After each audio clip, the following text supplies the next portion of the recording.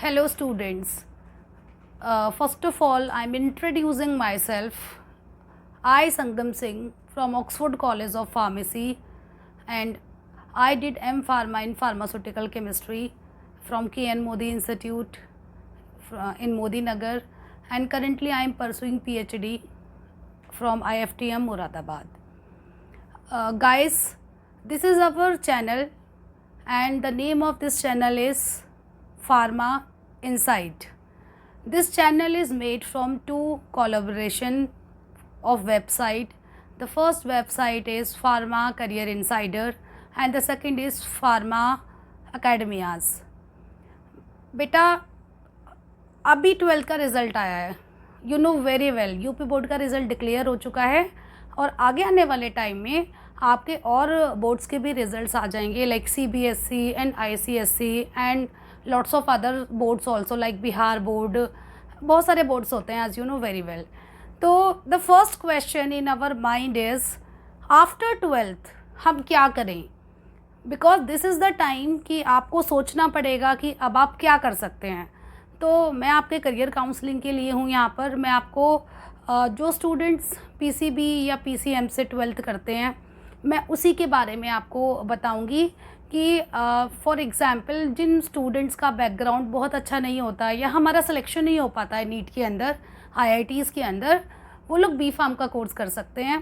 Because B Pharm जो है एक 4 ईयर डिग्री कोर्स है और उसका बहुत ही ज़्यादा ट्रेमेंडस स्कोप है हमारे इंडिया के अंदर भी एंड आउटर कंट्रीज़ के अंदर भी. फॉर एग्ज़ाम्पल अगर कोई स्टूडेंट बायोलॉजी से है या मैथ से है तो वो B Pharma ऑप्ट कर सकता है. B Pharma ऑप्ट करने के बाद उसको जो स्कोप है वो बहुत सारा ट्रिमेंडस स्कोप है as I told you earlier also. तो हम स्कोप से स्टार्ट करते हैं आज अपने फर्स्ट क्लास के अंदर. First is that is in government sector. सब लोगों का ड्रीम होता है, पैशन होता है, we want to get jobs in government department. Government of India में सब लोग जॉब करना चाहते हैं. तो जो जैसा कि मैंने बताया कि B Pharma करने के बाद जो फर्स्ट आपको प्रायोरिटी मिलती है that in government sector. Government sector के अंदर बेटा फार्मासिस्ट आप लोगों ने सुना होगा. फार्मासिस्ट की पोस्ट होती है. UP government as well as Delhi government दोनों वैकेंसी क्रिएट करते हैं आपको B Pharm कैंडिडेट्स के लिए भी और डिप्लोमा कैंडिडेट्स के लिए भी फार्मासिस्ट की वैकेंसीज निकलती हैं. You can try in that. Second thing is कि ज़रूरी नहीं है हम फार्मासिस्ट ही बनेंगे, हमारा कोई और मोटिव भी हो सकता है. लाइक DI की फुल फॉर्म होती है बेटा ड्रग इंस्पेक्टर. ड्रग इंस्पेक्टर जो है लाइक IAS एंड PCS की जॉब होती है वैसे ही ड्रग इंस्पेक्टर्स की जॉब होती है और ये गैजेटेड पोस्ट होती है.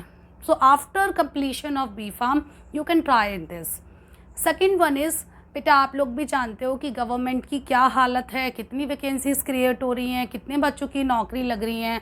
तो हमें अपना जो डिग्री है वो MNCs कंपनी के लिए हमें रेडी होकर रहना है कि हमें MNCs में जॉब करनी है. MNC की फुल फॉर्म होती है बच्चों मल्टीनेशनल्स कंपनीज़.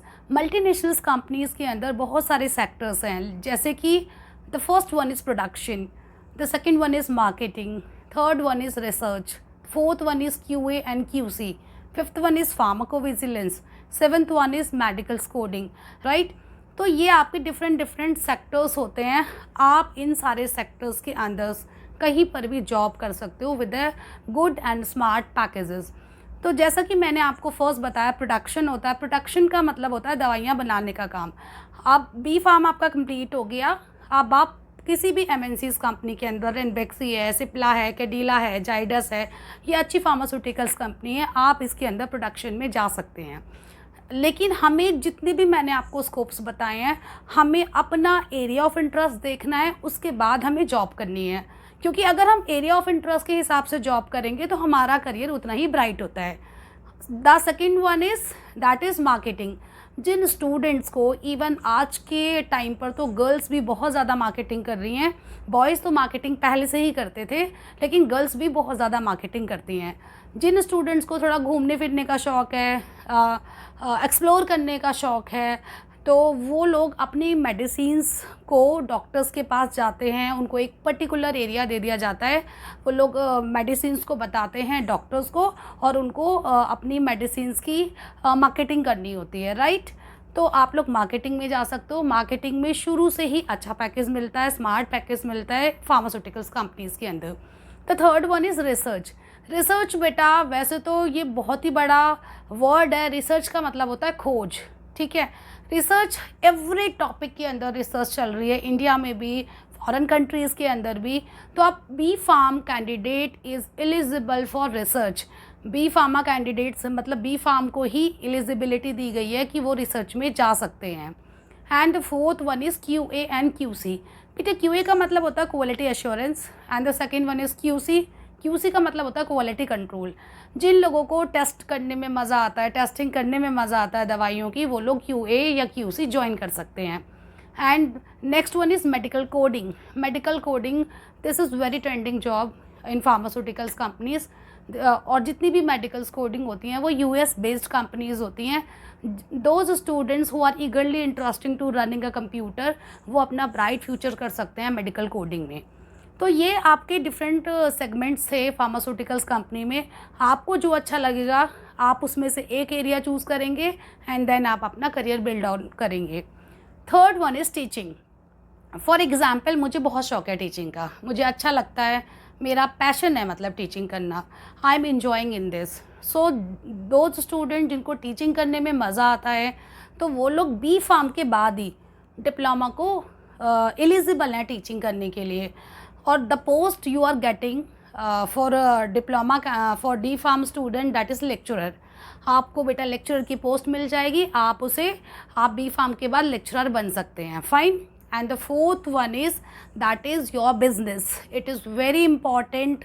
मैं बी फार्म कोर्स पर फोकस क्यों कर रही हूँ, क्योंकि गवर्नमेंट जॉब्स का क्या है कि बहुत कम वैकेंसीज़ निकलती हैं, रेयर वैकेंसीज़ निकलती हैं। पता नहीं बेटा किसकी जॉब लगती है, किसकी जॉब नहीं लगती है।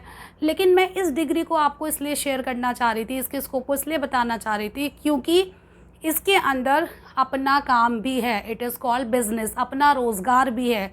इन केस 1% अगर आप लोगों की जॉब्स नहीं लग पाती है तो क्या आप लोग इतने 5-6 साल की डिग्री लेके उसके बाद उसके अंदर पोस्ट ग्रेजुएट करके भी खाली बैठना चाहोगे? तो फिर तो वो बेकार ही हो गई ना, आपका टाइम भी वेस्ट हो गया, पेरेंट्स की मनी भी चली गई। तो बी फार्म के बाद आप अपना रोज़गार भी कर सकते हो। बी फार्म के अंडर एक बॉडी आती है जिसे हम PCI कहते हैं, that is pharmacy council of India. वो हम फार्मासिस्ट को जब हमारी डिग्री कंप्लीट हो जाती है तो वो हम ऑनलाइन अप्लाई करते हैं रजिस्टर फार्मासिस्ट के लिए। ऑनलाइन एप्लीकेशन है, यूपी के अंदर भी है, दिल्ली के अंदर भी, हर स्टेट की अपनी PCI है बेटा।